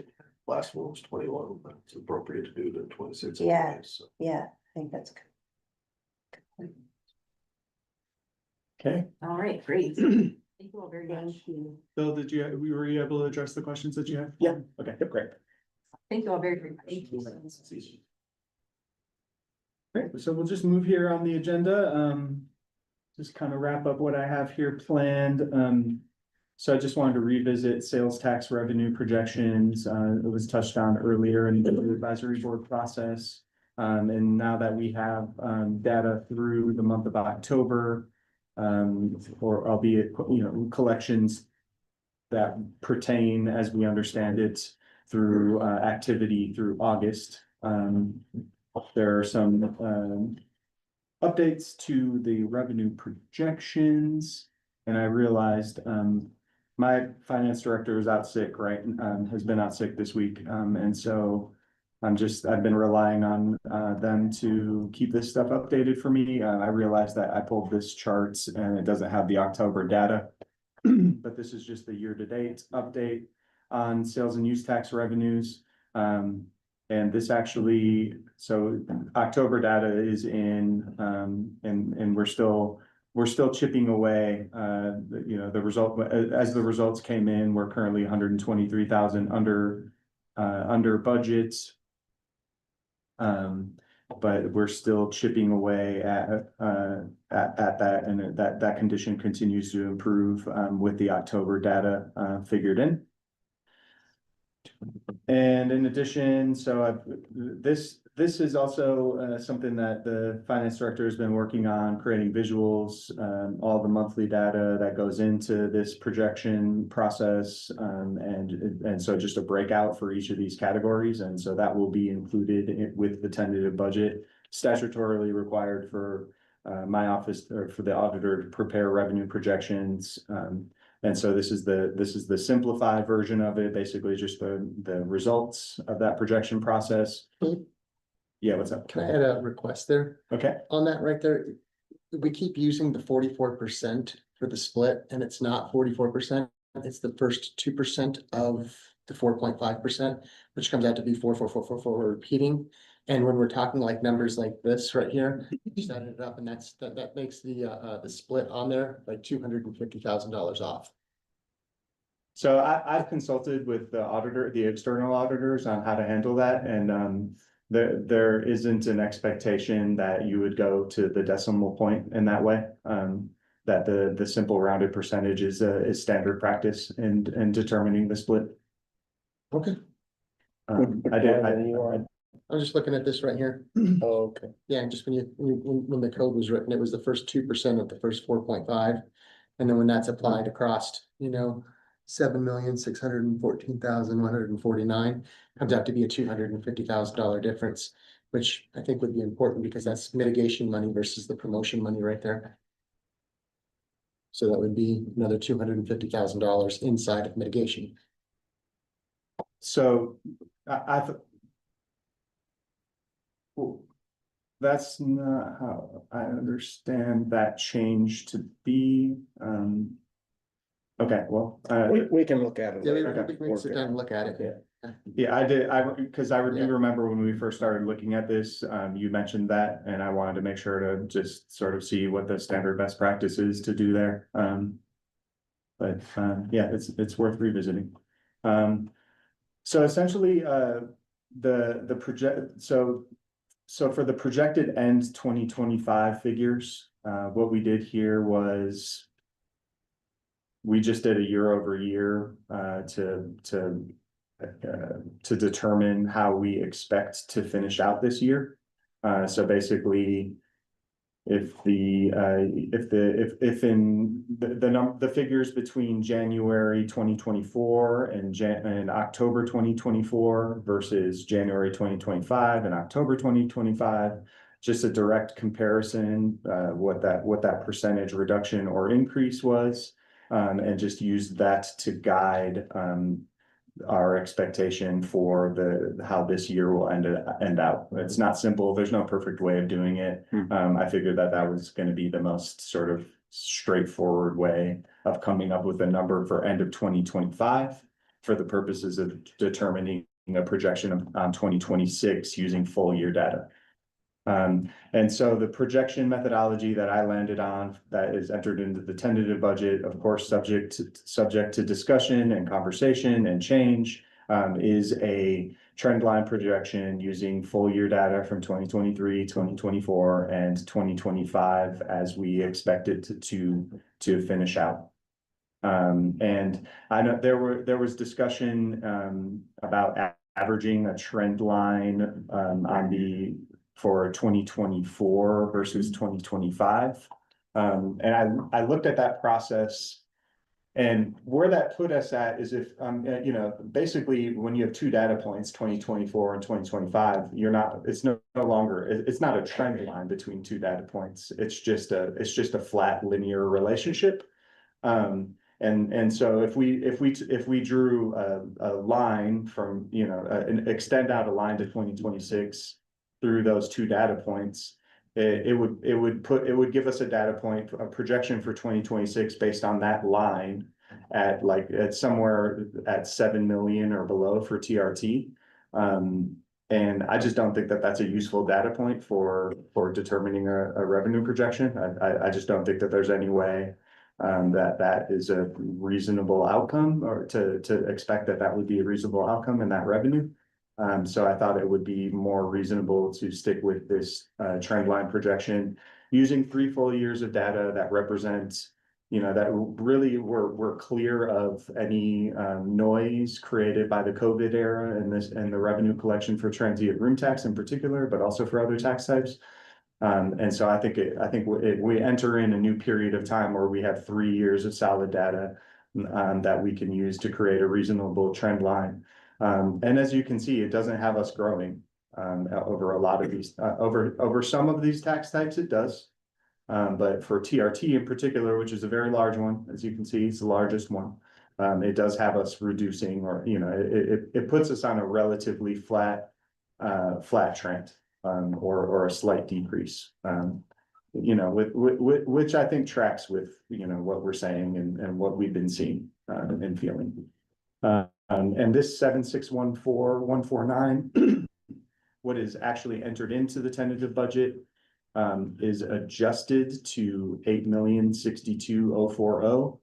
And that's based on the rate increase that was made effective in October of this year. though, for the purposes of projection and comparing apples to apples, I had to make sure that we were using a 4.25 rate, sort of metric, to compare 23, 24, and 25. So basically, I just kind of, ran this through, some simple algebra to determine, okay, if we collected this much at 4.25, what would we collect at 4.5?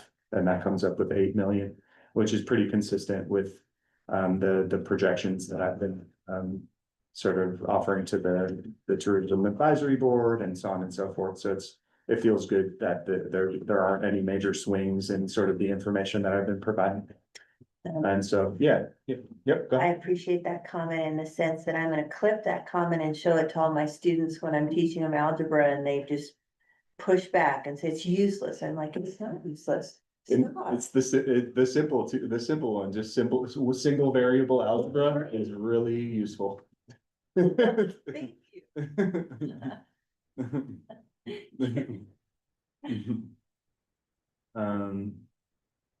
Yeah, and so, it's my duty as the auditor to present a revenue projection as part of the along with the tentative budget.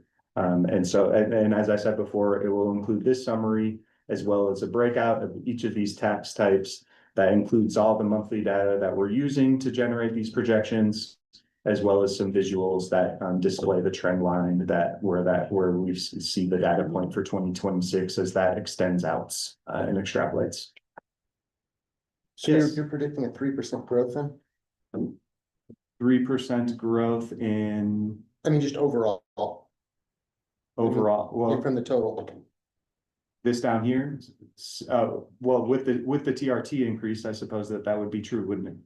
But 16.4 to 16.3 is a reduction. 16.4. I was looking from 2024 to 2020, projected 2025. Oh yeah, no, so 3% was what the projected was this year, right here. I think he's looking at 24 to 24 to 25. 25, we're projecting a 3% growth this year, right here. And it's only, I mean, there's not a, I know, Yeah. that's where I'm asking first. that's what the numbers are saying, with Yeah, using that okay. methodology. Yeah, I mean, there are some tax types like hospital and restaurants. There are some tax types that are actually doing, quite strongly, and that's resulting in that.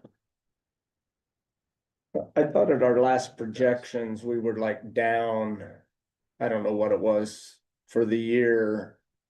A month or so ago, we were like down 3% or something. I would have to go back when we made some presentations, but now I would agree. I hadn't really looked at it the way Brian is. It's showing that we're up 3%. I guess I'm going off of the projections we've been getting all year long because we've known that we've been in a decline. Tax We've wise, been in a decline as compared to what we budgeted. And so I think that might be part of the dissonance. And okay. It's like we have been down as compared to what To we the had budget. actually Okay. estimated. Yeah. But it's a pretty I'm trying to take as much guesswork out of it as possible in terms of just seeing January 24 to October 24, what happened. And then what happened this year over the same period of time, and just applying that just basic one-to-one year-over-year relationship. And the last couple of months have been quite good. And so it has been, I mean, not quite good, a little bit, Yeah, it's not been an bad, not increase. bad. We're close to the gap. Yeah. a little bit, Yeah. So any other questions, comments about this? Maybe we could just kind of go back a little bit to the that trend line. So what was so I remember there was a debate between using a 3-year trend line and what was the alternative? Was it a 1 year? You had Decrease. suggested using sort of averaging the 3-year with the year-over-year trend. But the year-over-year trend would put like that's a trend that has us going to the basement, and I don't think I personally, that's not what I would choose to enter into a revenue projection for the tentative budget. Because just a year, if you have more data that's useful, I think it makes more sense to use that data that's available. And, you want to use the largest sample size that's relevant to any analysis.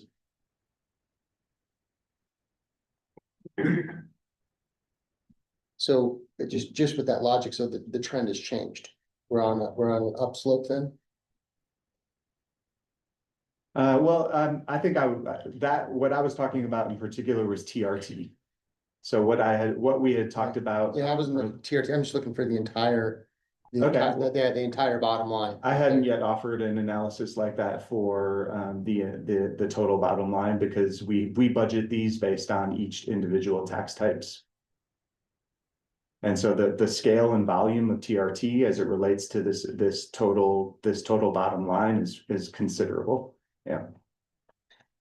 Just maybe a request would be maybe that if we could see the data in both, so we could maybe see that longer line right there, and then also that shorter line, just to kind of gauge between the two. I don't know if that's possible. Yeah, absolutely. That would be helpful. I was hoping to have it ready for this meeting. But No worries, staff just, was sick. yeah, that would help me out kind of Yeah. getting back there.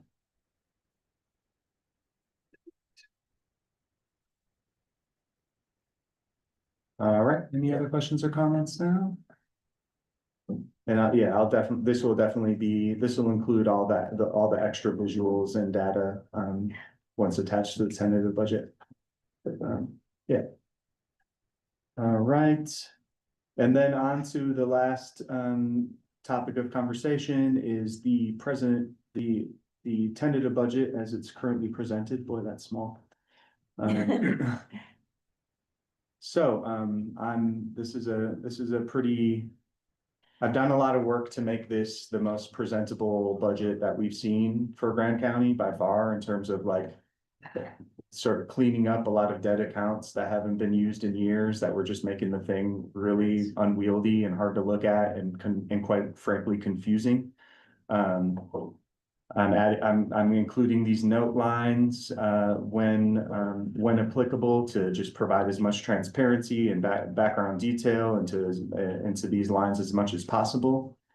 Furthermore, as we get into department presentation or department budgets, any presentation that's been made at the Budget Advisory Board, a final cleaned up budget worksheet will be presented and attached along with this tentative budget, so one can easily refer to those zoomed in budget worksheets if they want to know more information about any individual budget, department budget. And I'm hoping to create a PDF that has like links to pages, so that one can say, see attached, and this will be a link to the page in the same document that goes directly to that budget. I just want to make this as easy as possible for people to refer to the details that we have at hand. I am making in that final cleaned up budget presentation for departments, I'm definitely indicating if there have been any changes post the presentation of the Budget Advisory Board. I'm making sure that, I want to be very careful about being transparent about any of those adjustments or changes that have been made. That's at this point, that's mostly applying the Cigna benefits renewal. So those all had to be updated since a lot of these department presentations. Gabe, when you, and I don't know, and never mind. Okay. I answered my own question. And then let's see what else. This will include the revenue projections as it's prepared. This will also include a capital, as is required by statute, capital projects plan for the coming fiscal year, as well as for the next 3 years. And that's about ready. And so revenue projections, capital projects plan, and this tentative budget with balanced funds is what we're looking at. And yeah, the big, so that's the plan for the tentative budget, and what we're seeing before, and this includes the information that we've seen.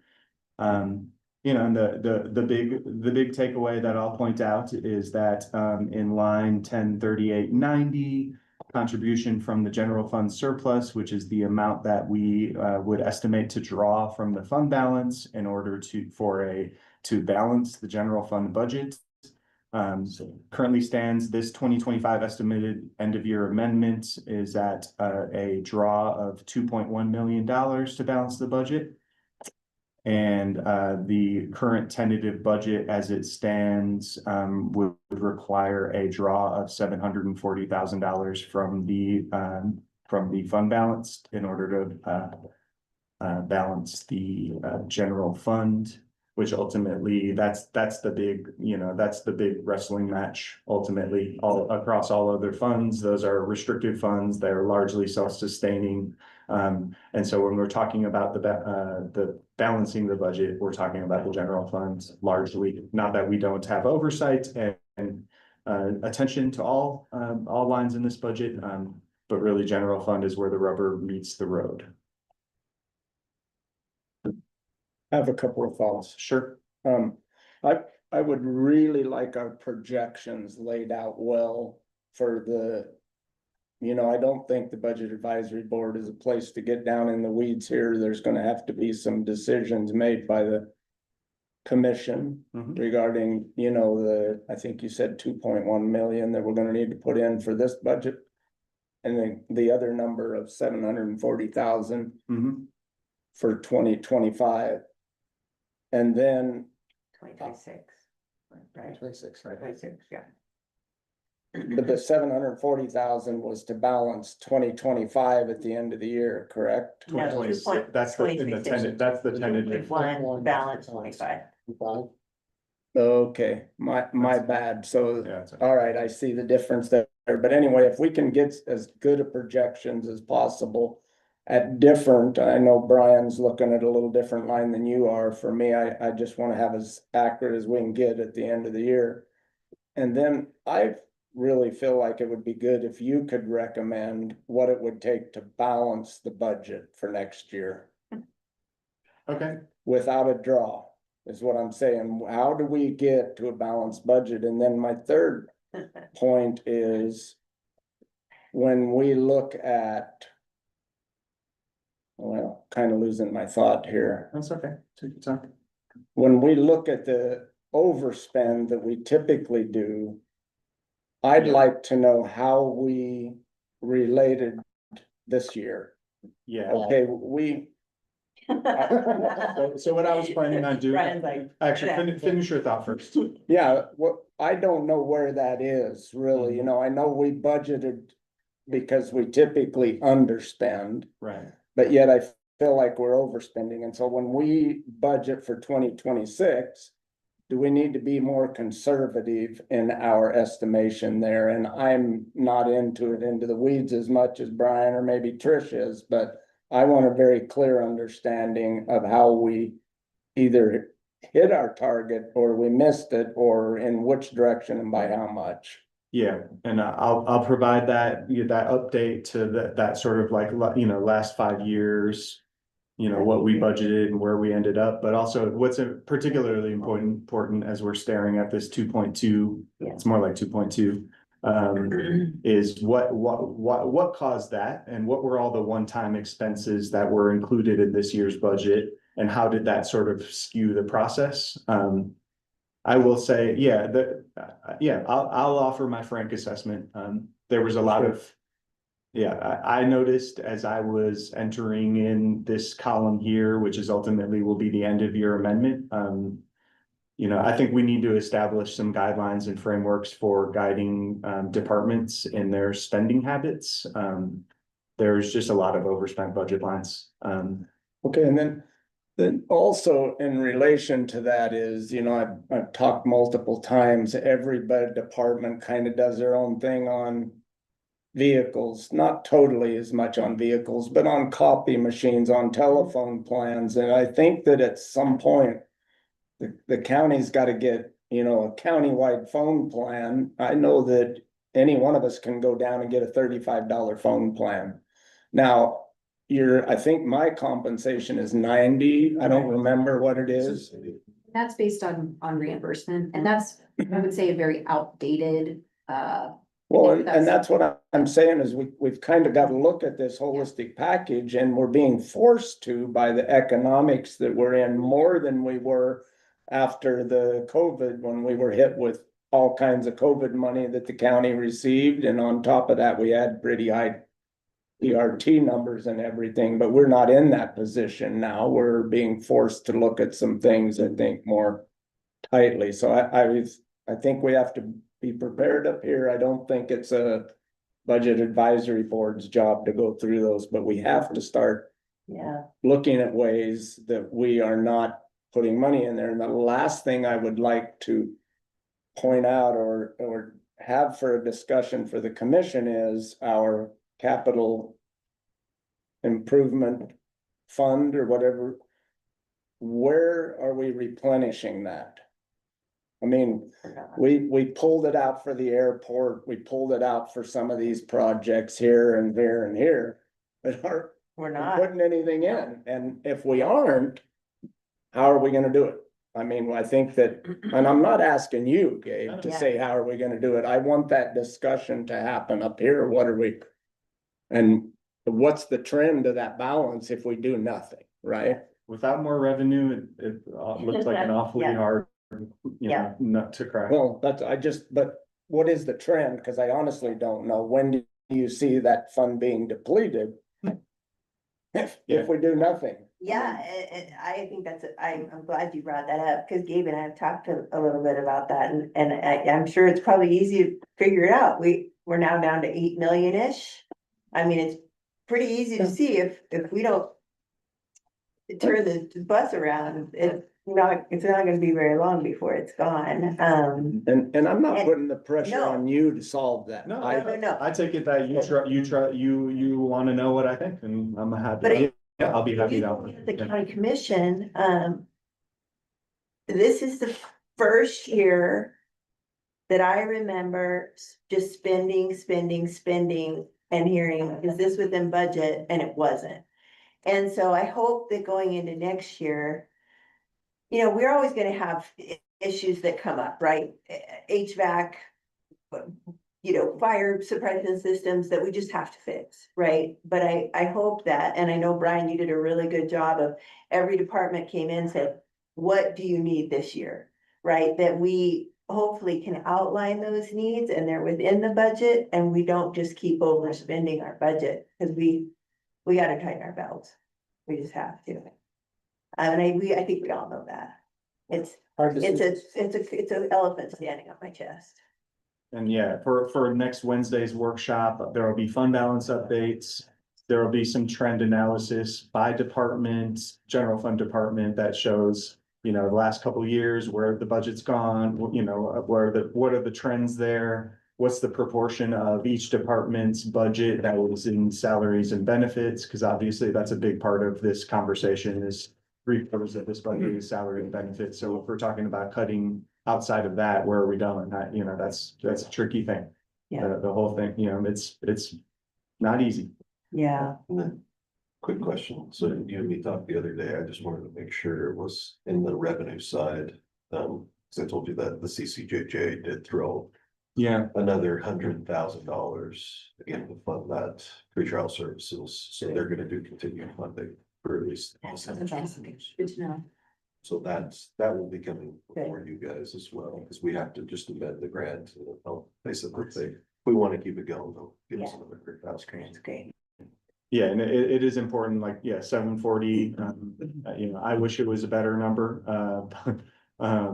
but there are adjustments like that, Yeah, there could be 100,000 in revenue that's just not entered. I'm doing my absolute best to be comprehensive You're about good, this, I but just, yeah, it could, this thing could shift, but hopefully not by a whole lot. yeah, you're good, I knew you were busy, so I didn't know if you'd had it entered in, so I figured I would mention it during the budget advisory board. if there definitely is think one of there's that, another- little cuts we can make. So I do think that it should be you and Mark that actually come up with that. I think the two of you working together could come up to see how we're gonna come up with that balanced budget right there. Cause last year we budgeted over $1 million. We planned on doing it, and we're at 2.2. Right? And so if we took that same 55%, basically we were 55% over. If we took that same number on 740, we'd be at about 1.2 next year. That's kind of where we're looking at. Can you not say these things to me, Brian? It's a- I'm totally No, joking. I just wanna, this is. No, you're this is- right, this is you're where right, I'm you're right. Analytically, this is where I'm Can you looking at. point is- out the is- obvious? Yeah, is we're looking at 1.2 over right now. And Yeah, I I think was that, joking. I mean, we have the opportunity, and nothing against it. I understand the need for the health insurance, but like that was one opportunity that we had to basically with the swipe of the pen, cut out $250,000 of this. And so at some point, we are gonna have to make some tough decisions to get this budget balanced, and not even just balanced, but if we're planning on putting some money into capital or having a plan set up for that, it's gonna have to be underneath that. We're gonna have to have a plan for savings. Yeah. While also So- keeping our employees rewarded, Yeah. and valued, as we talked about at length today. Yeah, quite a job. And then just the last thing is the 250 that was on there for admin services. I thought at the last meeting, we were gonna take that off until it was discussed at the commission under the travel allowance. Well, there has to be something entered in. Oh, And, certainly, yeah, a major adjustment to that would be, another, it would create additional challenges to this budget, so be it. But ultimately, the fact currently, the fact still stands that is subject to adjustment. But no, I got that, but then we also need to look at, is it adjusted through all the other departments? I think you did. there's 4 departments that are assessed. And this is the current estimate methodology that is subject to change. And that there's a administrative services fees revenue line 103410. That currently is at 621.97.927. But we've only been collecting for eternity 155,000. So it sounds like that probably that line of revenue would likely decrease based on discussions that have happened. But without an alternative, I definitely think it needs to adjust somewhere. And without an alternative, I'm not just gonna throw any number out. I'm gonna put a number in that's based on an actual methodology. Yeah, I just want to go check the minutes. I thought that's what was said at the last meeting. You Okay. maybe already answered this question. Sorry if my memory is not serving me, but do we have just an indirect cost on all grants that flow through the county? No, Have we ever thought about doing something like that? I mean, I'll tell you, the school district does it. And like I said, my cost is high, but understandably, it's kind of that administrative fee, but it's an interesting idea because the reality is like you have to deal with those grants one way or the other. They flow through you, you deal with them. well, what I think a lot about is like the cost that the treasurer's, the amount of, attention that the treasurer's office takes in investing fund balances for non-general fund departments. Facilities and maintenance, all the time that they spend, Right. tending to other departments that Yes. aren't funded Right, by the right, general that's fund. right. HR, all of the hiring, Yes, all of, absolutely. there's a myriad of services that general fund departments, many of them offer these non-general fund departments. And there's a lot of value there. Yeah. And it's kind of doing a disservice to our staff here that like, it's almost like they're offering that. If we're not gonna be able to offer, the type, I don't know, I was just gonna go. Yeah, It's a yeah. rabbit, not that we could go away. Yeah, absolutely, absolutely. Okay, Um, all right. so, so with that, I'm just sort of fulfilling my duties and presenting this budget. I'm pretty proud of it as it Yeah. currently stands in terms of its, where I'm gonna be able to get to it in terms of like not only consumption by this commission and this review, but just for the public. I think it's gonna be in a place that it just never has been, and probably not even close. There was an action item on the agenda, which is, actually, before I go there, AJ or Chris, I just wanted to, sorry, I admit to have forgotten y'all. But I want to give you a chance before we put this motion on the table, if you had any comments or questions. But I think AJ had the I was bell. gonna say, he put a chat. I think he said he had to step away. Okay, I think I understand it pretty well, Gabe. Thank you. okay, great. And so I did add a recommended motion, but there's not an agenda file. But there, basically, the recommended motion that I'll just quote is, move to forward this tentative budget, for review by the county commission and subsequent budget workshops, and ultimate final adoption after review and adjustments are made. And that all comments and the record of this year's budget advisory board meetings be included in that, along with that tentative budget for the commission's consumption. I have a couple more comments, but would anyone be willing to entertain that motion?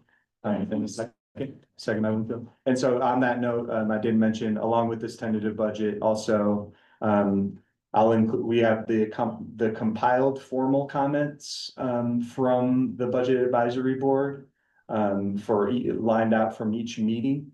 Those also will include YouTube links to the recordings of the meetings, which will be timestamped based on the department presentations, just so it can just be like a really easy, quick reference to all this detail that might be needed if someone wants to know more.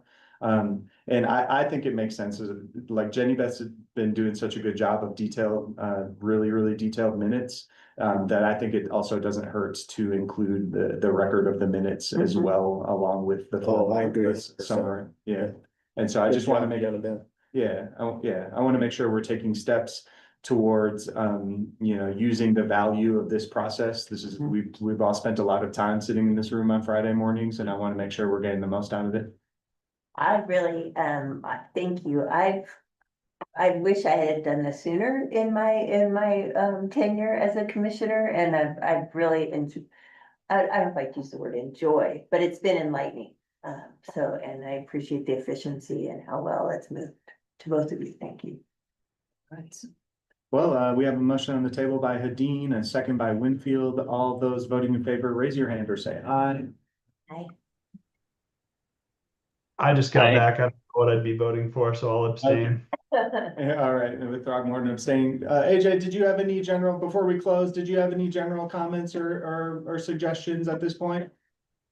I think I'm good. I had to step away for an emergency there for a second, so I'll rewatch on YouTube and provide them in writing. Do you have anything? Yeah, please do. Your input is very welcome, and thanks for volunteering and taking the time to be on this board. Yeah, Really thanks, appreciate it. CJ. Thank you. Is this our last of the season? Last meeting? I know, right? Well, unless the commission desires that the PAB reconvene, that certainly is something that they could decide to do. All right, it's 11:01. I'll adjourn this meeting. Thank you all. Thank you. Thanks so Thank much. you.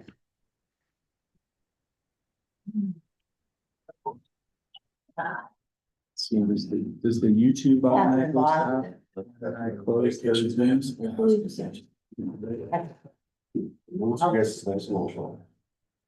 Wednesday. Cause election day is election's Tuesday, Tuesday. yeah. Yeah. Thank you all. See you later. Thanks. It says live, is that really meaning? Here. No, that's for the I tried not to sit on the owl this time. They're just right on top of it. They're live, by the way. Oh, no, dude. Oh, yeah, it's still going. Oh, I don't know if I ever thought about that. Did it host it again? Yep. Yeah, on my. He's going military, so I'm getting that out there. All right, how are you doing? Good, how are you? Yeah, I'd like to get a little bit more about that.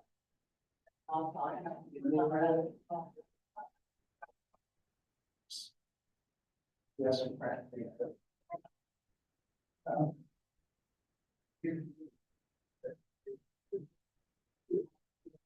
Or before we said something ridiculous.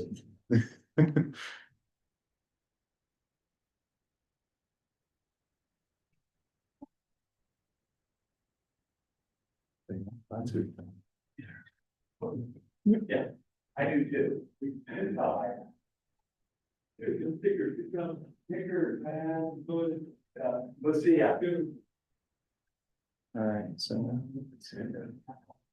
How do I start? So now.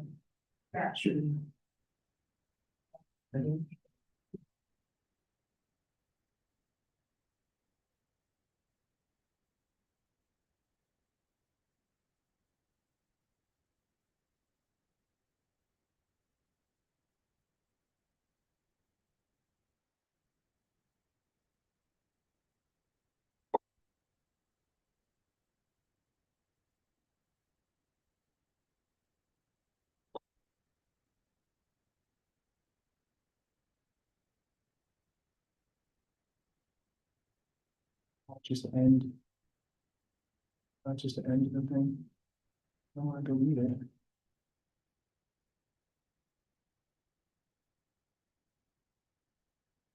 This was just done through Zoom, don't they? Mhm.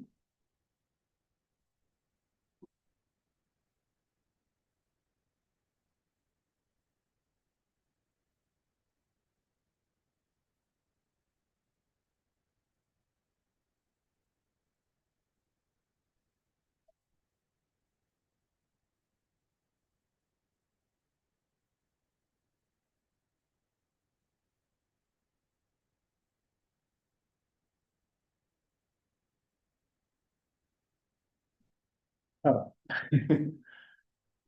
That's what Quinn meant to do.